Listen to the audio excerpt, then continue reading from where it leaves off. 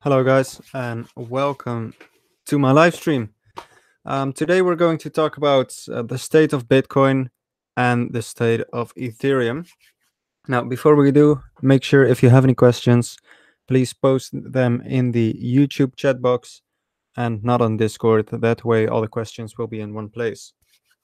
Now let's get to it. We're going to start off with Bitcoin. It has been a couple of rough days in this week. Let me just zoom in to the 1 hour before we go to the broad picture. Basically, since the start of this month, Bitcoin has declined about 26%. And one might say this is a very, very large amount.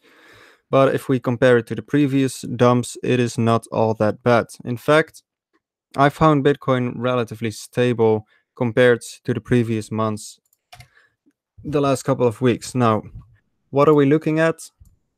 Currently, we are looking at a ABCDE triangle wave. For the ones that don't know what a triangle wave is, here we have it. It's a horizontal triangle pattern that consists of 5 subwaves.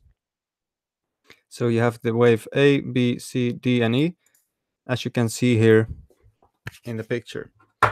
Now, if we take that over to Bitcoin, basically we paste it. It gives us the same thing going on. Now, please know that this does not have to be the way this is going to play out, because one might argue that if you draw the ABCDE wave like this, it would also be valid. Now, I do not agree with this. Personally, I am drawing it the way I just drawn it, with the E being on the bottom. Now, we have been in a bull trend for about 1.5 years before this correction set in. In my view, that makes this ABCDE triangle wave basically a correction and a continuation pattern, as shown right here. What this means that if we have set the E, it is, in my opinion, quite likely that we will continue moving upwards. And to demonstrate what this pattern looks like once it is completed, we will take the S&P 500, which is an American stock exchange, basically listing the 500 biggest tech companies, and you will see the same pattern. Back in January, we had a massive correction. In stock terms, this really was a huge correction. This is a 12% down move over the period of 11 days. Now, after this correction, the same ABCDE pattern occurred, which pushed the price above resistance, basically back into the 2700 range. This is just a 5% pump, but in normal stock terms, that's pretty massive. I believe that once Bitcoin is complete with the E, so we are now setting the E, and please note, although we have our support running at 7,000 USD, 6,900 USD, the price does not have to go there. Same story with the SPX. The last leg only managed to go down to the 236 Fibonacci level. Now, coincidentally or not, Bitcoin has just touched the 236 right here. And if we zoom into our 4-hour charts, we had some bullish reaction. I do not know if this is enough to push the price higher. This will probably be clear in the next 4 hours. Two things might happen from here, in my view. Bitcoin price can continue down, which I would prefer. And the reason I would prefer that is because if we do take our relative strength index right here, you can see that we are very, very close to being oversold. Now, why do I want to be oversold? That's pretty easy. Let's look at the history of Bitcoin. Basically, every time that Bitcoin was oversold, and I'm just going to mark it in red. Oversold, oversold, oversold. We can go back further. Oversold, oversold. There has been a very firm bullish reaction. We have 153% increase in a period of 2 months. Now, 2016, beginning of 2016, Bitcoin became oversold and reacted by pumping 120%. Same story, at the end of 2016, it became oversold and it ended up pumping 600% before it became oversold again. Now I can continue this. 2017, right here, oversold, 172% increase. And after that, we had a massive run up in 3 months. We managed to, climb 550% higher. Then came the correction right here, ABCDE. We have been oversold basically 2 times. One was in February, beginning of February. After being oversold, we managed to climb about 100%, which was a nice move. Of course, this didn't really last. The dump was quite heavy following this bullish run up, and we managed to go back down all the way to support. That's when we set the C, and when we were also once again oversold, resulting in a 50% increase in the Bitcoin price. Now, if we become oversold again, right here, 2 things can happen. I am 99% sure we will have to go back to resistance once again. I will mark resistance in red, and I will mark support in green. That would be a 32% increase over the course of about 20 days, up to a month.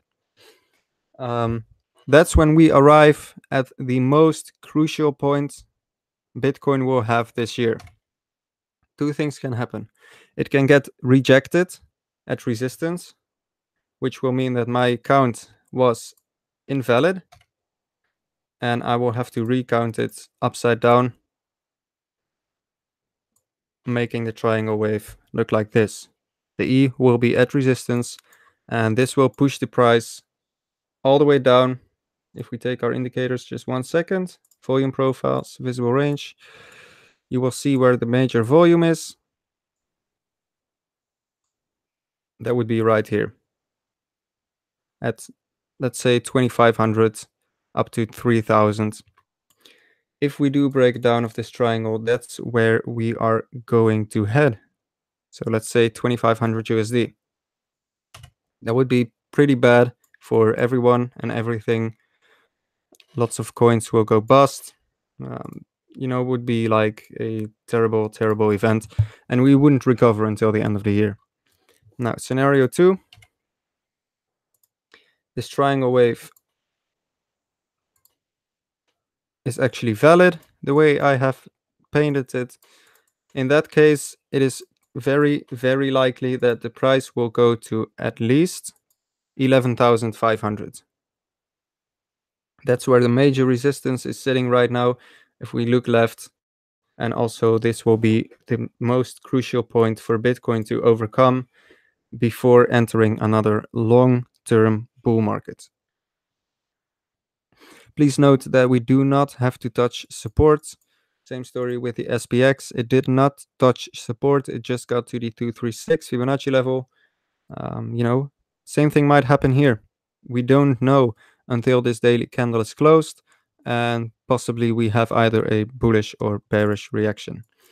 Personally, I would prefer if we do go to support just to get this oversold state and have some real gas in order to break this resistance. Now, what does this mean for alts? In my opinion, that's fairly simple. I'm going to take my pen. Everything below this support is the zone of death. Alts will suffer there. And basically, this will be a very negative zone to be in. There will be no happiness. There will be no gains, only death. Then we have the neutral zone. And Sorry, I removed it. So zone of death. Here we go. The neutral zone, I will paint this in orange. That would be right here. Orange. This is the neutral zone. No real gains, maybe a 2x, but that's about it. But no real dumps either. Then we have the zone of optimism. I think if Bitcoin manages, oh, I'm sorry, to push into this zone right here, which I will mark in yellow, alt will do pretty good. We might see some 3x's, some 5x's, alts will be pretty happy over there. Then we have the zone of life, that would be here. Massive alt runs, everybody happy. And then there's one more level. If we do breach the all-time high, that would be bad for alts because Bitcoin will make a very quick run up, basically wrecking, in my opinion, most of the alts. So once again, below support, zone of death, we do not want to be there. Inside the triangle is neutral. If we break resistance, that would be pretty good. Alts would do well. Then we have, the major bull run. Everyone goes crazy and, takes a mortgage to invest in crypto. And here is the do not buy alts zone.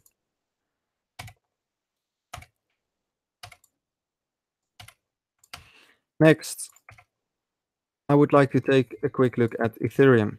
I believe Ethereum is important because it represents most of the alts. If you, take Ethereum as the general alt meter, you will find that it performs pretty well. If we go to CoinMarketCap, you will see that Ethereum basically made the same dump as all the other alts did. Save ZRX, which is another story, but you should check my Twitter for that. So onto Ethereum. On the 1 hour, so the shorter time frame, we have created a head and shoulders, which I actually did post on my Twitter. Make sure to follow me on Twitter if you don't, Daytrade Jeffrey. I will link it later. We made a head and shoulders, and I decided the target would be somewhere around 540. Now, believe it or not, I have painted this target before the dump. I've posted it on Twitter. You can check for yourself. We managed to, with sniper accuracy, hit this target. So we did our buys, and now we wait. I do not believe Ethereum will go to this level anymore. And I believe from here, we will continue the bull trend. I can see what's going wrong here. Should be more like this. There we go.